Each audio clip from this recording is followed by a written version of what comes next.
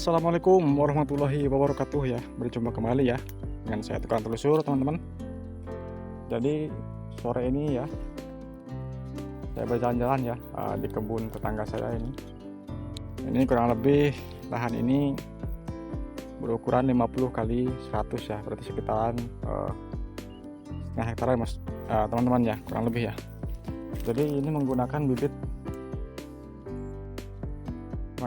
bibit Simalungun teman-teman ya, kurang lebih Simalungun. Nah, kita lihat performanya ya. Cuman ini lahannya agak sedikit rimbun karena memang belum dibersihkan ya, tapi masih aman ya karena masih kategori rumput-rumput lunak teman-teman ya. Yuk kita lihat performanya. Ini usia tanahnya itu sekitaran 2 tahun teman-teman ya. Oke, kita lihat. Nah teman-teman, buahnya ya seperti ini teman-teman, bibit Simalungun ya, usia tanam sekitar 2 tahun teman-teman. Oke, dan ini juga wah jos teman-teman ya. Nah buahnya sangat bagus, karena agak sedikit rumput ya teman-teman, nggak masalah. Ini juga ya sudah mulai belajar berbuah teman-teman. Ini juga teman-teman, buahnya masih lumayan oke ya, bukan lumayan oke tapi oke teman-teman buahnya. Nah, banyak sekali. Nah, jadi ini tadi berdampingan ya dengan kebun saya ya. Kebun saya itu yang sebelah sana sudah panen. Nah, punya bapak ini baru mulai melakukan pembuahan ya. Nah ini karena usianya baru sekitar kurang lebih 2 tahun, buahnya sudah lumayan jos teman-teman ya, usianya baru 2 tahun. Dan ini untuk lahannya ini agak sedikit agak sedikit gambut teman-teman ya. Cuman gambut di sini di tempat saya ini itu tidak tidak separah gambut-gambut tempat lain teman-teman ya. Jadi gambutnya itu memang di bawahnya itu lembab, tapi di atasnya itu nggak terlalu empuk banget teman-teman. Ini pun kalau seandainya terkena banjir itu pun kategorinya masih aman teman-teman. Ini buktinya sawit yang di hadapan saya ini ditahan sedikit gambut teman-teman ya, tapi buahnya teman-teman. Nah jadi kalau untuk kualitas tanah teman-teman, daratan full dengan ibaratnya sedikit lembab itu memang bagusan yang lembab teman-teman. Dalam artian yang lembab itu lembabnya itu lembab tidak menggenangi lahan itu sendiri teman-teman ya, tidak menggenangi sawit itu sendiri. Nah seperti itu teman-teman. Jadi kalau kita memang punya lahan posisinya lembab, wah itu luar biasa teman-teman ya, lembab tapi tidak terkena banjir ya, wah itu sangat luar biasa sekali teman-teman. Ini rumputnya pun hijau-hijau ya. Ini kalau saya berjalan nih teman-teman, ini agak sedikit empuk ya tanahnya ini. Nah ini agak sedikit empuk teman-teman, agak sedikit kamblas ya, tapi tidak berair ya, hanya empuk saja. Nah kesannya ini teman-teman, yang sebelah sana itu baru dibuka, itu punya lahan bapak ini juga ya. Yang sana baru dibuka, baru berencana mau ditanami, dan yang setengah hektar ini sudah ditanami ya, sudah mengeluarkan buah pasir teman-teman ya. Jadi lahan itu tergantung kita teman-teman ya, tergantung kita mengolah seperti apa, maunya seperti apa ya kan, bukan kata orang tapi menurut kita seperti apa. Kalau memang lahannya itu lahan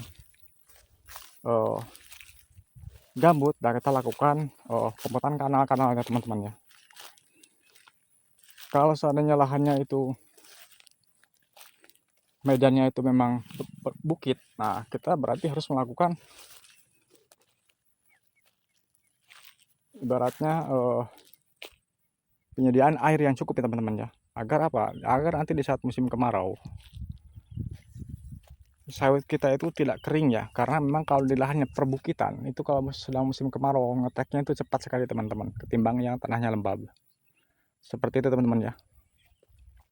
Tapi kalau di lahan di sini di tempat saya ini, yang kadang-kadang banjir, tapi banjirnya hanya sebentar teman-teman. Jadi sawit itu memang cukup kadar airnya. Cuman kita harus sering-sering melakukan pemupukan kapur teman-teman ya, agar apa?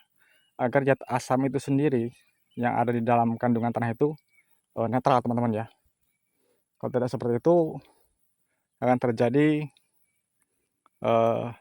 kerusakan pada sawit ya, daunnya mengkuning, daunnya kuning, kurang, ibaratnya apa, kekurangan vitamin ya, karena memang kebanyakan zat asam tadi. Jadi kalau tanahnya seperti ini harus kita melakukan pemupukan kapur ya, minimal setahun sekali atau setahun 2 kali teman-teman ya. Agar apa? Agar sawit itu sendiri bisa berhasil, bisa memuaskan kita sebagai petani, pengelolanya itu sendiri ya teman-teman.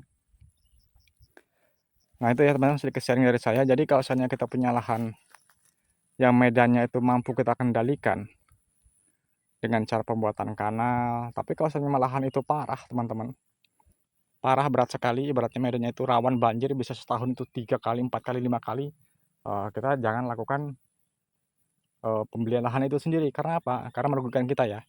Kita itu bisa membeli lahan yang kategorinya itu mampu kita kendalikan tanahnya itu. Dalam artian dikendalikan itu lahan-lahan yang sedikit lembab ya, sedikit terkena banjir masih bisa kendalikan. Tapi kalau lahannya itu memang parah teman-teman, lebih baik kita urungkan untuk membeli lahan itu. Karena apa? Mas, kita bisa mencari lahan yang lebih baik daripada itu. Tapi kalau masih bisa kita kendalikan dengan kita mempunyai dana sedikit, ya lakukan. Karena apa? Lahan yang lembab itu jauh lebih baik ketimbang lahan mineral. Dalam tanda kutip, lahan lembab itu yang jarang terkena banjir. Seperti ini ya, seperti lahan di saya ini. Memang lahan ini lembab sekali ya, empuk tanahnya. Cuman tadi kualitas tanahnya ini super teman-teman. Super banget. Bisa dilihat ya. Nah, tanahnya itu seperti ini teman-teman. Hitam ya, bagus sekali teman-teman. Oke, itu terima kasih ya teman-teman semua, saudaraku sekalian ya dimanapun berada. Jangan lupa dukungannya ya dengan cara like, comment, dan subscribe. Tanpa kalian saya bukan siapa-siapa ya. Maju terus petani sawit ya, khususnya di Indonesia dan khususnya saya sendiri yang ada di Kalimantan ya. Berdoa untuk kalian semua, semoga sukses, diberikan panjang umur, diberikan rezekinya, diberikan sawit yang melimpah ya, dijauhkan dari segala mara bahaya. Thank you teman-teman ya. Salam satu frekuensi petani sawit. Salam sawit dari Kalimantan. Thank you. Assalamualaikum warahmatullahi wabarakatuh.